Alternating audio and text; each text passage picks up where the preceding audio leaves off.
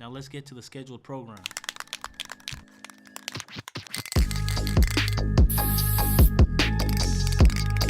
Welcome hip-hop fam, this is the Lost Element brought to you by Hippie, where we hear from the real defenders of the culture. Yo, what's good LA? It's your boy Kuya. Y'all listening to Lost Element on KQEH 101.5 FM. You know, today we got another real defender of the culture. You know, we got bombs everywhere. Yards, trains, the streets, freeways. Without further ado, how we do it here on this show? What you write, my boy?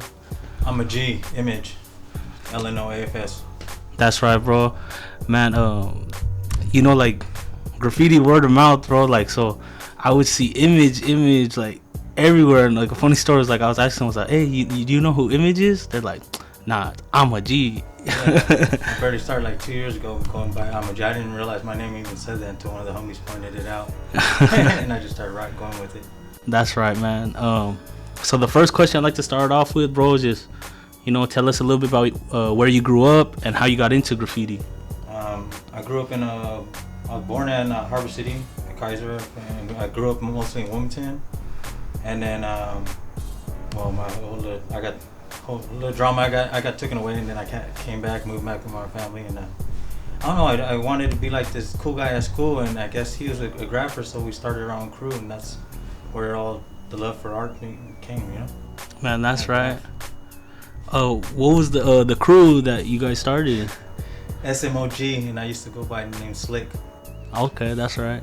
SMOG. What did that stand for, bro? Sick Minds on Graffiti. Oh, that's dope. That's a dope name. It lasted a summer. That's right. How old were you during that time, that age? 14. 14? Yeah. Dang, that's what's up, man. I'm 37 now, so I've been doing this a long time. That's right, bro.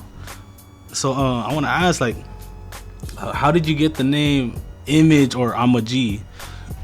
Well, I guess the Image started in high school. I was going through like a whole bunch of names and, you know, feeling for it, and I ended up getting down with somebody over a name that I didn't really want. It just so happened, and then I started looking at the source and seeing what names look dope, and I just started writing it, and then Image just stuck with me because I was normal for my nonstop, you know. Yeah. So that's how Image started, and then I'm a G came like 2 years ago when the homies pointed it out, like, you know, your name says that. I was like, oh shit, no, I didn't know that. Oh, that's dope. So yeah. And then the number 32 comes from the age I got that number, which was I was 32 years old. Now I'm 37 now, so yep, do this till I die. That's right, man. One thing I want to ask you, bro, is like what's your creative process like when you go up to hit a spot? Like, do you ever have like a sketch in mind, or is it all flow? No, I don't have no sketch, no nothing. I just go all freehand, you know, and then see what happens. I mean, I had a lot of bombs up. Some of them are trashy, but I mean, as long as I get it up there, you know, that's all that matters. Okay. So yeah, I don't have no sketchbook or no. I don't take no piece of paper out there. I just do it right off the bat, and if it comes out ugly, I usually go back to my go-to bomb. It was my little bubble bomb I have. Yeah. Now, yeah, that little bubble bomb's dope, bro, man. Like, I want to give you credit on your styles. Like, you have a bunch of different styles, and you said you've been doing it for some years now. So how did you develop your style? Practice, man. Practice. Black books. Just going out every night with all the homies and shit, and just getting up, and just take a couple styles from some of the homies that were dope, or some of the OGs that were dope, and, you know, and just work with it. Blend it in with your style. That's, you know? Right, man. Gotta take something from someone, learn something. Yeah, most definitely, bro. Something too I noticed, like, you know, if I'm driving around, like, I'll see a tag, a spot, but like, how do you choose which spot you're gonna hit up? I don't really choose. I just go for it, whichever spots that comes to mind. And nowadays it's more of the ones that are like bam in your face, like billboards and stuff like that. Like something that people, you want it to be like right in their face. Like tags are more like landmarks, or like acrylic spots or streaker spots. Those are all landmarks. Those spots that nobody else is gonna see but a grapher. Yeah. You know. Most definitely, bro. Like, is there a reason why like you like to do those spots that like right in your face? Just the rush, man. The rush. I still get that rush when like knowing that the one time I roll up on you, you know, and you have to book it. You know, I ain't worried too much about like citizens or anything like that because they don't really say shit most of the time. You know, just the rush, man. I just the rush of it and trying to get better. You know. Yeah, most definitely. You know, like you said earlier, you're a part of some crews, bro, and like, what do those crews? What do they stand for? And you know, tell us like how you started writing for those crews. AFS, always fucking sluts. And I don't know. I got out of jail and stuff like that, and I stayed in Harbor City, so that was the Harbor City crew at the time. And I don't know. I pretty much walked in on that crew. Like I mean, I'm really the only person that's repping it right now. All the other people are doing their own thing, you know. LNO, like no other. I met my little brother was from it. He was one of the original fours, but he lost his mind. He's not from it no more. But I ended up reconnecting with the homie Norms, and we just clicked up from right there, and we started going out every night bombing. And then he just asked me if I wanted to be from it. I go, yep. And Boaks was one of people on my bucket list to meet too, because he's killing it. Yeah. And Vegas was too at the time. But yeah, I needed to meet all those guys. You know, they're just like Rule. That was bucket list of youngsters. Man, that's right, bro. Yeah, man, you guys your crew LNO, bro. Like, I see you guys up. Yeah, everywhere I go, man. And like a cool thing too, like if I pass, I know like you pass a book to like someone from Illinois, so come back with a bunch of dope spots hit up in there. Like, yeah, it's like they pass around the whole crew right there. Yeah, dude. Next one I got for you, man, is like when you're doing graph, like what's your favorite thing to go hit up on? Let's see, I like dumpsters, man. I don't know what it is, but they don't get buffed, man. Mm-hmm. Nobody wants to spend money on no dumpster, but I mean they come out the cleanest, and I like the little compact bombs, like the little small ones. I could do a whole bunch of those in like less than a minute, you know. Yeah. And they always come out clean on dumpster, and they don't get buffed for a cool minute. And you could place them however you want them to, what direction you want them to be faced, you know. And they don't want to waste money on no dumpster, so they be rocking. I like dumpsters. Okay, that's right, bro. I want to ask you too, cause you said dumpsters are your favorite. Something I noticed just driving around, bro, you got like some heaven spots. As like, you know, someone will say, I gotta ask, bro, like how you be climbing up to these spots? Cause some of these ledges, dude, like super tiny. Like you gotta be able to hold up your weight pretty much, and have faith that you're not gonna let yourself go, you know. Cause a lot of spots I had to hold on with just one hand, you know, and get that spot in there, you know. And if you don't got that strength, man, you just you're gonna be a goner. You gotta be able to hold yourself up. So like some of the bigger homies and shit, they can't do stuff like that. So I'll be like, I got you, and I'll go over there and hit up their name too. Like, you know, right. Just because you can't do it, but I mean, he got my back, so I got him. I throw his name up there once in a while, you know. Yeah, most definitely, bro. Yeah. Next one I got, man, is why do you do graffiti? Cause I love it, man. I don't know, from day one I just loved it, man. I just loved it. Just like being able to pretty much creative side of my mind, you know, like I could do whatever I want to these letters. I can make them look, as long as they look like how I want them to look. I mean, that's all that matters is art, you know. It doesn't really matter about anybody else's perspective on it. Like if they don't like it, if it's ugly, who cares, you know. It's art as long as I'm able to express myself, you know. So that's the whole thing. I love it, man. And that's what I'm gonna do until I die, or until I can't do it no more. Yeah, most definitely, man. All right, man. You know, this next segment we're gonna talk more about the culture of graffiti. So first one I got pertaining to the culture is like, how would you say graffiti is tied to hip hop, and is there a connection between graffiti and hip hop? I know definitely there's a connection between graffiti and hip hop. You know, it all originally started with breakdancers and stuff, like beatbox or whatever. But I don't know too much on the history of it. The whole thing of me coming in was like not based on that. It was based on like seeing like Chaka and like certain people that like I seen them all up, and I was like, oh, that's dope. And it just made me go that way, you know. I didn't really know too much of like where it came from or none of that. But I do watch old school videos like the war ones and stuff like that, Saber and all them fools, like MSK, all that, they were dope, you know. And I always wanted to be dope like that, leave a mark, you know. Yeah. So I don't really know too much about the culture. I just know that hip hop and R&B, hip hop and graffiti go hand in hand. I know that for a fact. Yeah, most definitely. You know, like us being in LA County, LA, you know, like I would say personally, it's like a mecca for graffiti worldwide, like with other cities thrown in there. But like for the viewers who aren't from California, LA County, like how would you describe LA County graffiti to them? Active. Yeah, everybody's pushing each other to the limits, you know. Like when you see one guy doing a cliffhanger spot, and next you know a guy's doing a parachute, like everybody's trying to top each other, you know, get the best fucking spot that they could possibly get. And I don't see it like that anywhere else. I mean, a lot of places I see, like Europe and all them, they fools do like graffiti videos, but the cops are like cool with it. They don't even say shit. Yeah. Here, you gotta be able to run too. You know, cops say it's not your friends. Like they're out here to bust you. You know. So I mean, yeah, graffiti's dope, man.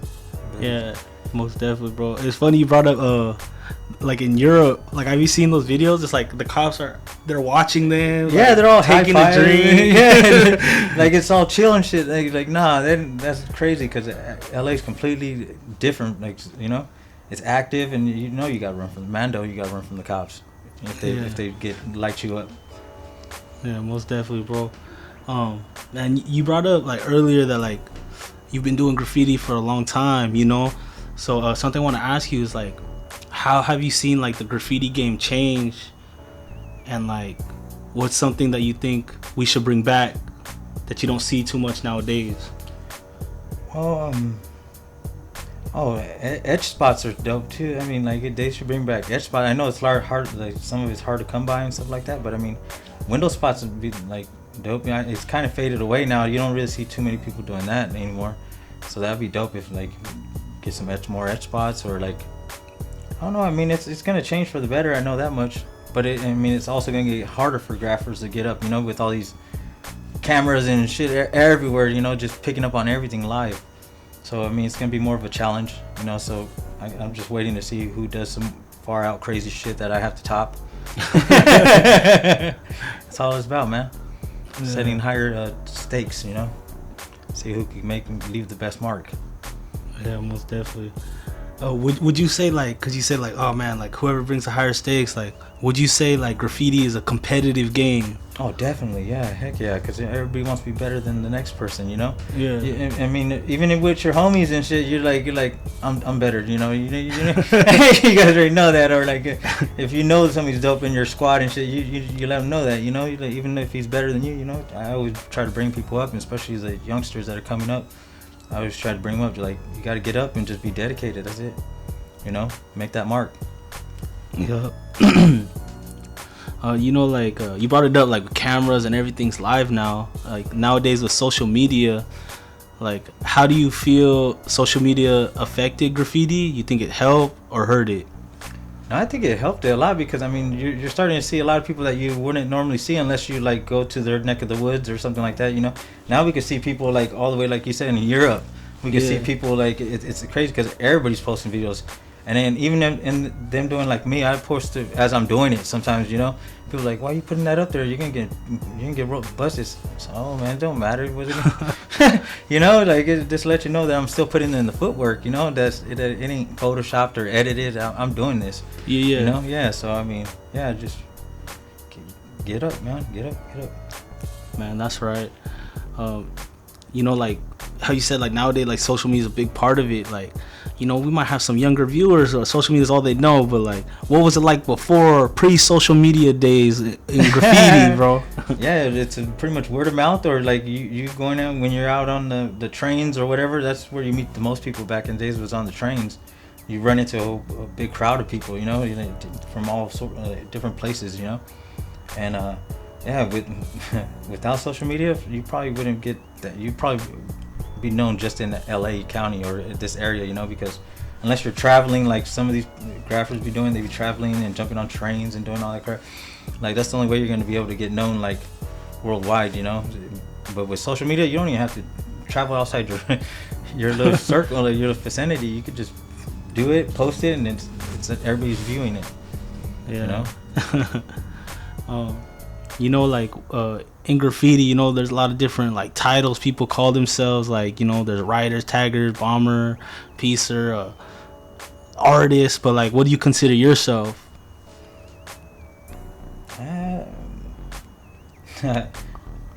I don't know, man. I never thought of that. I mean, I know I'm a grapher though, and a vandal. I know that. Like I ain't.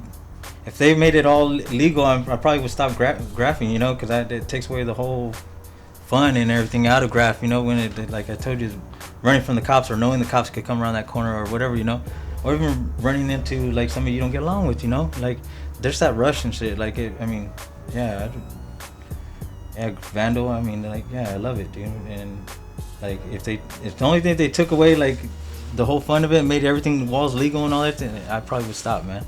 Because then it takes out the whole purpose of me like doing this thing, you know. Yeah. Yeah. Most definitely, bro. You know, last one before we go to a little music break. You know, if someone's driving down the freeway going somewhere, like they see your work, like what would you want someone to take away from it?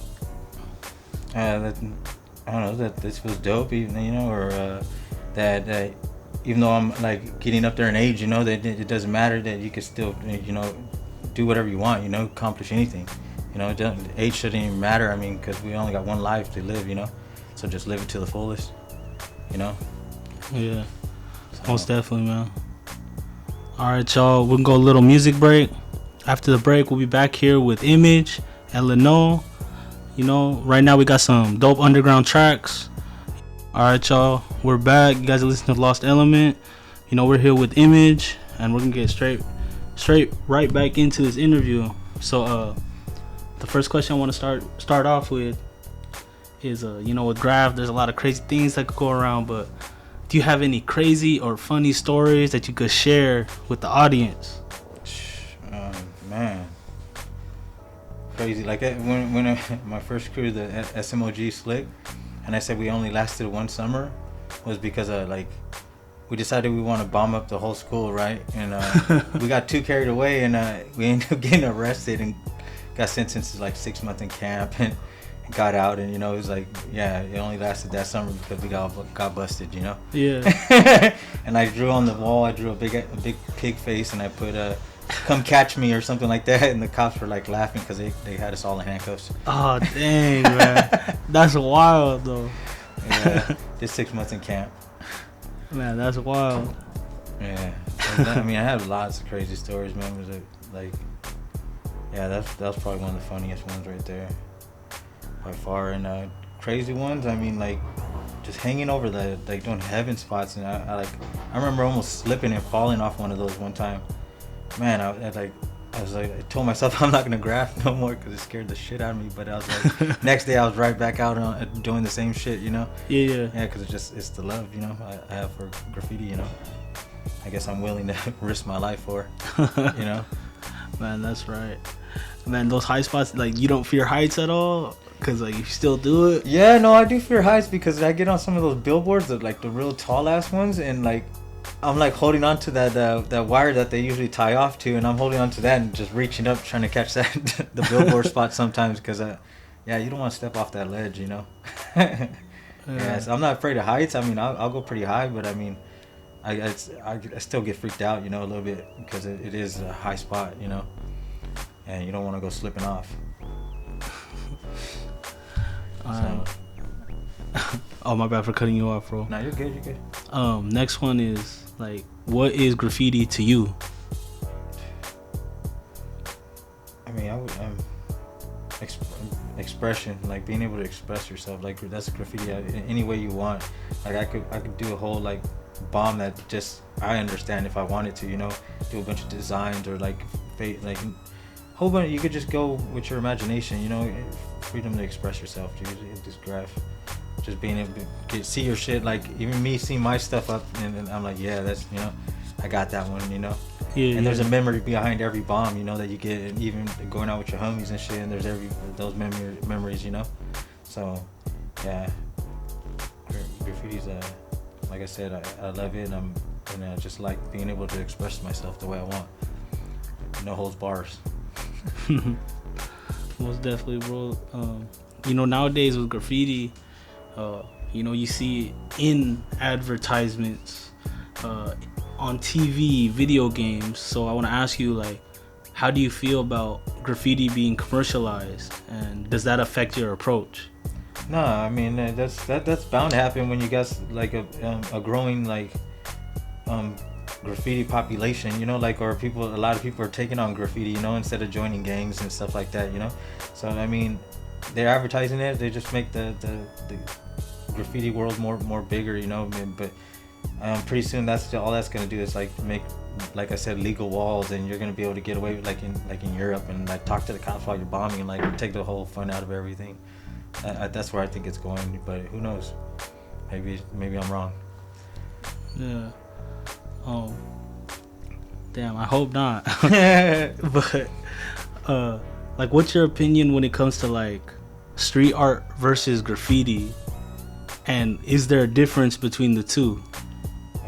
Yeah, there's a difference, because one's legal and the other one's not legal, you know. And my whole graffiti life purpose was like doing it the illegal way, you know.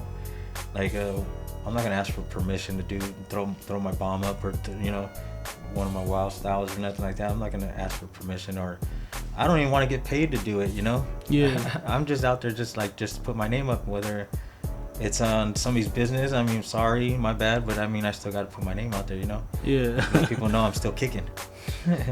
That's right. So yeah. You know, with that one, I want to ask you, like, is graffiti, is it art or is it vandalism?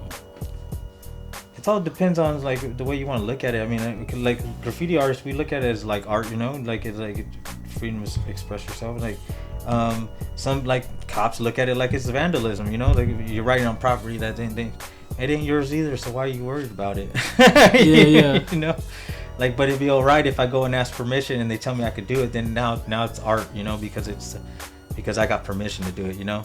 But it's vandalism because I didn't get permission to write on the wall. Like, nah, then I'll just stick with vandalism. Yeah. Yeah.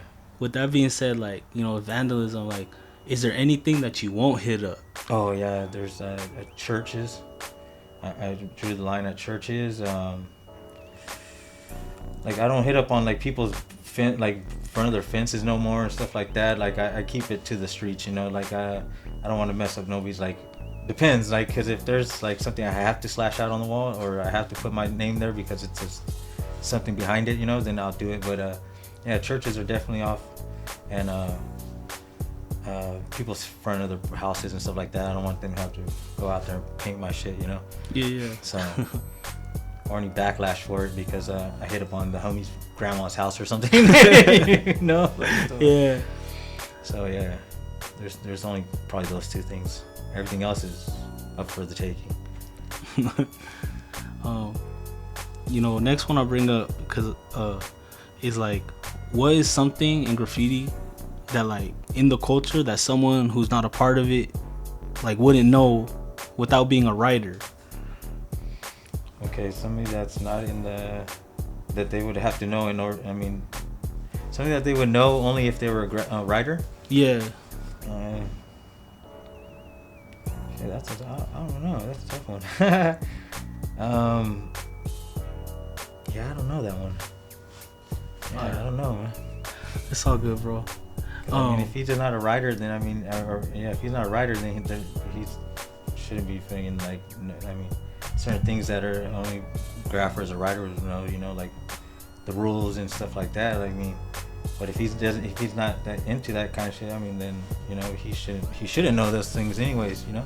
Yeah. You have to be in the game in order to know it, you know. Yeah, most definitely, bro. Next one I want to ask you, bro, is like, you know, graffiti, like, you always hear people talk about like, oh, you get respect for getting up, you know. And like, for the listeners out there who aren't in graffiti, like, what does it look like to get respect in this game, and what does it take to earn respect in this game? You have to pretty much get up and get those bold spots, and you know, and sometimes you don't have to do fucking fight everybody or beef it with everybody to get that respect, you know. Sometimes just by you getting up and dedication, you know, a lot of fools to see that shit, you know, and they'll give you that respect no matter what, you know, especially if you're with it and You know, you're getting better, you're progressing. Because I mean, everybody starts off a toy. I don't know what everybody trips out on it. Like that's a toy. Yeah. One day you were once you were a toy too. Like you didn't just come out and like just start throwing badass shit up on the wall. You know? Yeah. Everybody started off with that whack ass shit. Like I still look at some of my bombs from when I first started, and I'm like, damn, this was whack. Like, I don't even know why I thought it was dope back in the days. You know? But hey, you gotta start somewhere, and you just gotta be with it. You know? Back up your name. That's who you want to be, and that's how you want to present yourself. You know, and carry it around like you give a fuck. You know. Yeah, man. That shows that you're humble. Saying like, you know, I started off toy, developed. Something I heard before in the past. It might be, other people might have said this, but they're like, oh, today's toys are tomorrow's legends. Yeah, exactly. You know. Yeah, because everybody has to start off somewhere, and biting somebody's style and stuff like that, and people get mad about that, but like that's what they did before them, and the people did for that. You know, how do you think these people that are legends, how did they pass on? They like Saber and all them, like he passed on his style to somebody. Somebody was his little protege, you know, that's gonna maybe pop up down the line. Who knows, you know? But like he took on somebody, taught somebody that taught somebody, you know, and everybody ends up with somebody's piece of somebody's style, you know. That's just the way of the graph world, you know. Oh, he's jockeying my style, or he's taking my letters. Like, no, you have to, you know, because at the end we don't get buried with none of this. You know, just pass the knowledge on, you know, to the next generation. Like I'm hoping when it comes my time, you know, I could pass it on because my kids or somebody maybe might take on my name, you know, when I go. Maybe I might take on a little protege or something. Who knows? Yeah, pass that name along. That's right. Yeah, man. Something you brought up earlier that I want to circle back to is like, you're like, man, like if it becomes legal, like I wouldn't want to do it no more, you know. But I want to ask, like, let's just say if the city said it was legal to paint anywhere in LA, like what's something you would want to go out there and paint? Man, that skyscraper, man. I missed that one. My car broke down. I wasn't able to get no rides. By the time I got whiffed of it, dude, it was already like blown out of proportion, dude. It was already like burnt out. Like, yeah. I would want to get that highest spot ever, you know, like that went all the way at the top or something. The highest top spot, you know? Because, yeah, that people flying drones, and you were going to get all that social media to like, yeah, man, I missed that one. I probably would get that skyscraper, man. Yeah, I missed out on that. Man. All right, man. This next segment is the quick hitters. All right. So the first one I got for you, man, is your favorite brand of spray paint. I like Montana's, man. I just like, Montana Gold and 94s are nice. Yeah, those are probably the best ones. That's or right, even Big Dick's Hardware. Their paint's pretty good too. There, what is it, Budokai? Oh, the Japanese. Their paint's pretty dope too. I like the way it smells. Yeah. Hey, those Montana 94. All the Montana has like a man. a candy little smell to it for some reason. And they write nice too. That 94 writes real nice. You could just take your time with the lines and detailing on it and everything. It just writes perfect. All right, man. Next one I got, bro, is, you know, this one's not about graffiti, but quick hitter. Your favorite local food spot? Oh, Bob's Burgers. Oh, hell yeah. Yeah, they do the pastrami sandwiches there. They're pretty bomb. Yeah, Bob's Burger. Rest in peace, Bob. Yeah, man. Rest in peace. Hey, Bob's Burgers, if you guys don't know, you got to go try it. Fire. Yeah. There's a good pizza spot right there, too. You guys go check out, too. Yeah, Felipe. Yeah. Yeah. You get the cheap Circle K drinks right there for 79 cents. Yeah. That spot's Bob. Shit. All right, man. Last one I got for you, bro, is what's a piece of advice for a youngster out there who's trying to jump into the game of graph? Just be dedicated, man. Hard work always pays off. And I mean, if you want to be up there and you want to be somebody that's known, just be dedicated and get up, man. No matter what anybody says, dude, just keep getting up. Even if you're whack or somebody's telling you you're whack, haters are gonna hate, man. Just keep on pushing. You know, that's all it's about. Keep on pushing, dedication. Yep, that's right. Man, Image, thank you for the interview, my boy. Problem, man, I appreciate you coming out. You know, You guys are here. You guys are listening to Lost Element on KQBH 101.5 FM, a community service of the Boyle Heights Arts Conservatory, broadcasting live on your FM dial and streaming on kqbhla.com.